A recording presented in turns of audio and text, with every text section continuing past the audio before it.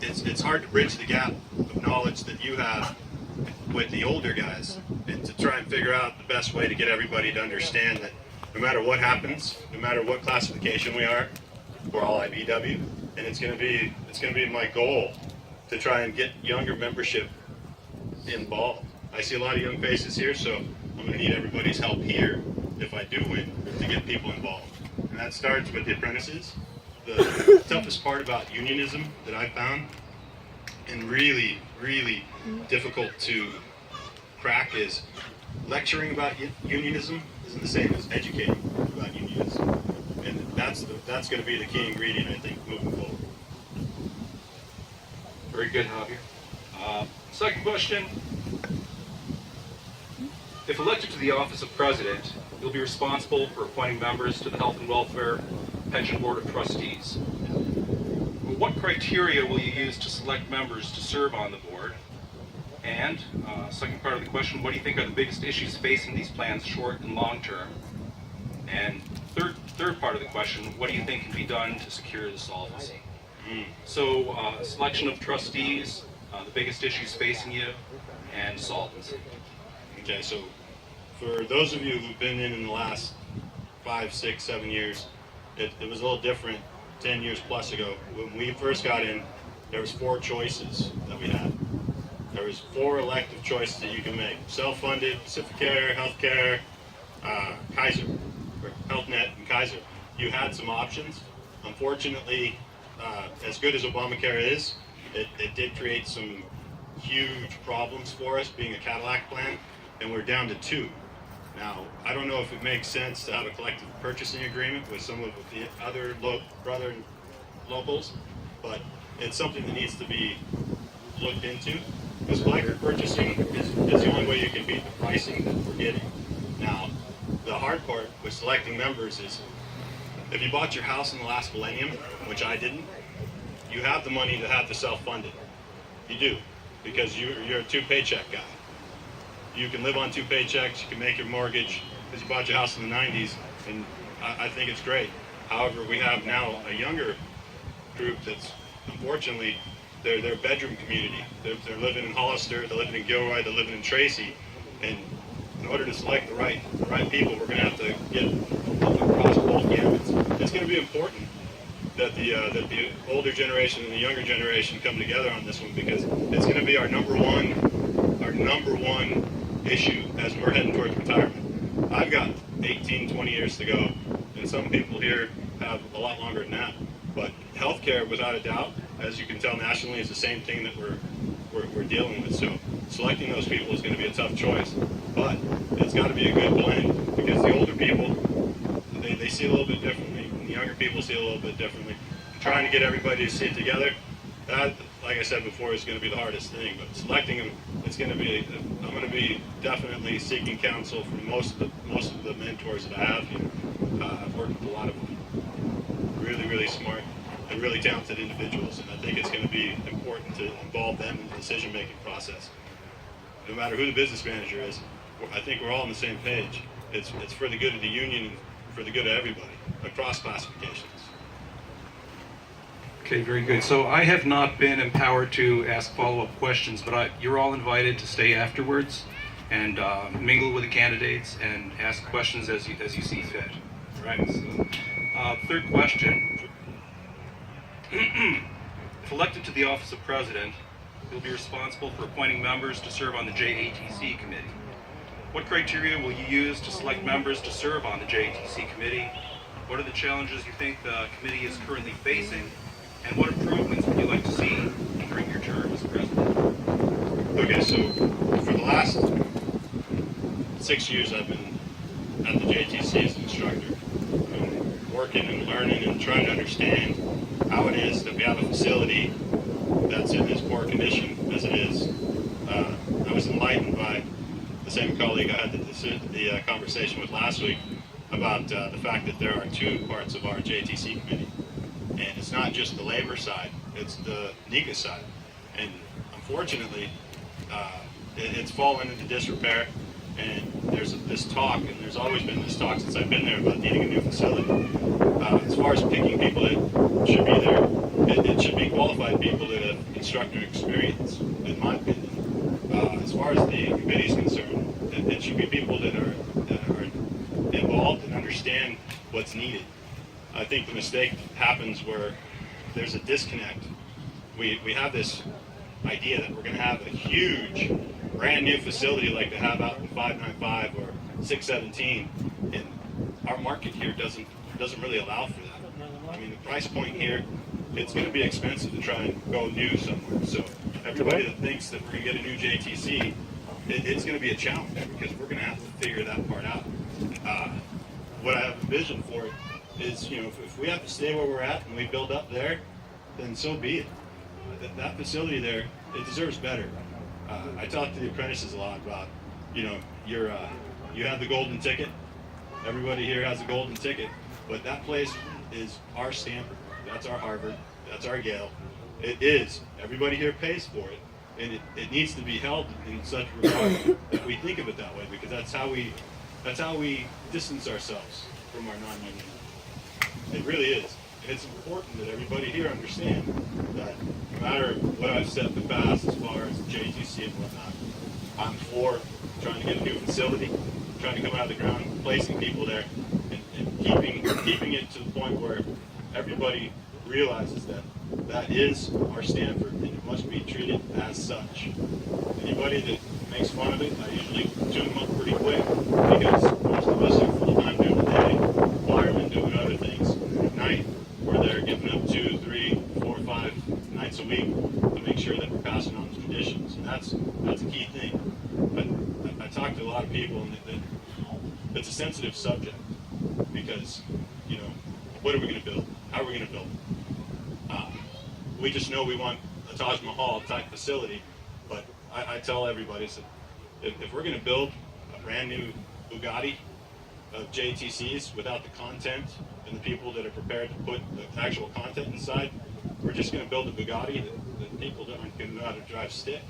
And that's just is what it is. You're going to have this shiny new building without the actual information coming through. We can't trust Nika, in all honesty, to train our guys fully in the field. So we have to build a facility that we're going to be back to hands-on, and we're going to actually put something together that gets it so we control our destiny. I don't like the idea that you're a Koopy, you're a Rosie, you're a Spriggett. We can't trust that they're training our guys efficiently. We have to make sure, and we have to check ourselves and moderate ourselves in that particular facility. And we're going to build it. I know it. I believe it. Okay, very good, Javier. The fourth question is, the President shall decide all questions of order according to parliamentary rules. Do you think the average member who attends a union meeting has enough understanding of parliamentary rules to address the general membership? And what steps do you intend to take if elected to office to help members better understand parliamentary procedure so they can make a greater contribution to the union meetings? Show of hands. Who knows how to make a motion at the meeting? Who's made a motion at the meeting? There's a handful of us. It's very intimidating when you go up there. It really is. And when you get up there and you're looking out and you see 75, 150 guys, and you don't know if you're asking the right question or phrasing it correctly, that presents a different kind of order. And as president, you're there to facilitate a good meeting in a timely fashion, and to get the content and make sure that everybody is heard so that we're not interrupting each other. As far as educating the membership on that, we can go month to month. I'm a one thing at a time kind of guy as far as what I try to learn. That's how I teach the apprentices. 1 to 2 things a day. This is what I want you to learn. And I think we can do that once a month. I'll be willing to come in early, or anybody who wants to come in, but 1 thing a month. Each month you go to the meetings and you can build on that. Say, all right, how do you make a motion? How do I know if something's out of order? Am I going to the right area? And it starts each month. Realistically, it's something that's very confusing, and I'll be seeking counsel myself on how to do it properly and efficiently with the past presidents and business managers, because it can be challenging. The Robert's Rules of Order is thick, I just got another copy from the former president from 20 years ago, and he gave me his copy, and it's all highlighted. And Sam really, really looked at it. And, I'll be asking a lot of questions, but as far as educating, a little bit each month, it'll build on itself, and before you know it, you'll be able to get up there and speak confidently. Good thing the Robert's Rules of Order aren't revised every 3 years like the NEC, so we can catch up on that for those of us who are not up to speed. The fifth question, which includes me. Some members who are not covered by the inside agreement have stated they don't feel welcome at the general membership meetings and that their issues are not addressed. If you're elected to the office of president, what steps will you take to make sure the general membership meetings are more inclusive for all classifications? You know, to me that's a tough question. Yeah, on the job site, when you call for a material handler, you call for sound contact, you call for a wireman, you call for apprentices. What I look for is I'm looking for the subject matter expert. When they come to my job, I talk to them and I treat them with the respect that they deserve because they're an expert in whatever classification they are.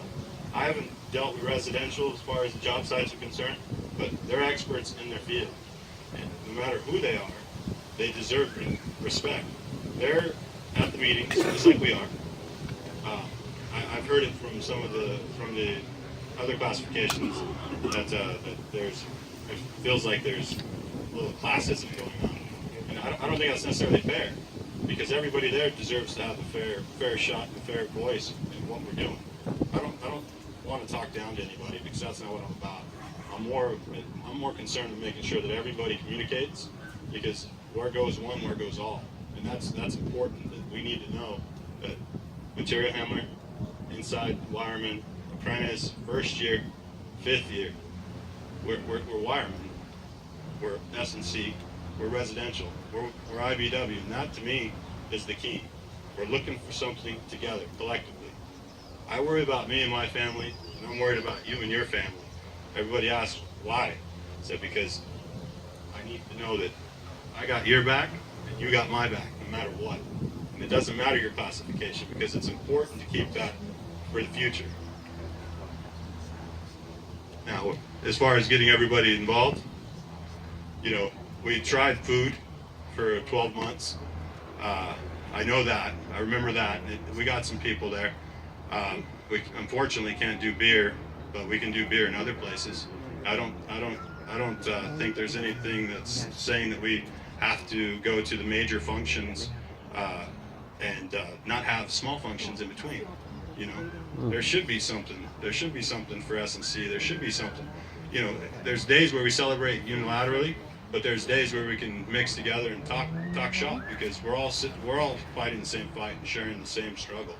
This valley is eating people alive, and it's the same thing that happened in 01, 02, 03.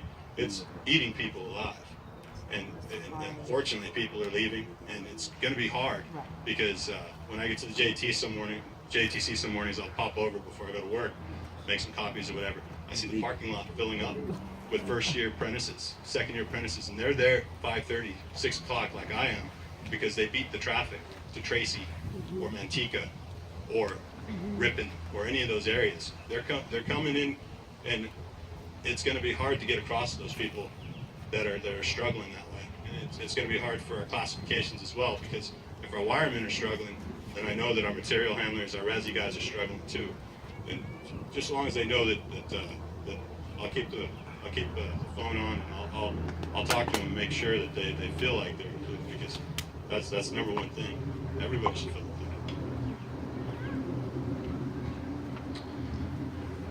All right, Javier, the last question is, there's an article of our Constitution that states the president, bylaws that states the president shall cooperate with the business manager of the local union and shall not work in conflict with them. When the event rises where you and the business manager disagree on an issue, what steps will you take to resolve your differences while still maintaining your integrity? And do you think you can work with both of the candidates for business manager if elected to the office of president? That's kind of a loaded question. question, right? But it says right there, you will not work in conflict. You will not be divisive. In other words, you're not going to be subordinate. You're not going to be, you're basically not going to be a jackass. And to me, I can work with anybody. Most people that work with me know that I'm pretty even-tempered, no matter what. If you see me get upset, then it's just for a quick sec, because I think that in order to prevail with even distribution of pros and cons, both sides, you gotta really work together. That was one of the reasons why I went last night to Pete's meet and greet, because this is a meet and greet. This is an unofficial thing. I wanted him to know that if he wins, if I win, I'm not going to be an asshole. I'm going to work with him. I told him that, because that's what's best for the local. This isn't me peacocking, showing my feathers, and it's not going to be the business manager either. Dan knows the same thing. It's what's best for the local. Now, I made reference to harmony because I play a little guitar. Not very good, but we won't always be in tune. But that doesn't mean that we can't work efficiently together. And now I'll listen, and I can't say there won't be a phone call from the IO here and there, but that's only the stubbornness of my youth that comes through it sometimes. But usually it's really extreme. But I think that everybody that's running for office now is pretty level-headed, and I think we can work it out. All right, Javier. Finally, you just have a few moments here to tell membership here, and apparently we're being videotaped too, so not sure how big the audience is, but why they should vote for you, what your vision is. You touched on a lot of that already, but if anything you want to add to that. You know, if you vote for me, I can guarantee you that I'm going to give it my all. A lot of people talk about how much work it is, and I don't back down anymore. I'm the kind of person that rolls up the sleeves and goes to work, whether there's accolades or anything that go with it. That's irregardless of what I'm doing. I know for a fact that I can do the job with confidence, because it's going to take somebody who's going to reach out, who's going to probably need to represent us in a really good light during the downturn coming up. And it's going to be difficult during that downturn, because you're going to have to go, or the president will have to go to places that are really repressed compared to what we have here. And you're going to have to talk to them and see what they're doing and see how their locals are doing, and understand and build relationships with people, so that the next time the next boom comes, that we're ready for it. Right now we got some gaps in our leadership that are leaving. We got 400 to 500 guys going out in the next 3 to 4 years, and we really need to be conscious of what's going to happen when they do. I'm hoping that they stay active, come back and do a little teaching. That's just a personal thing.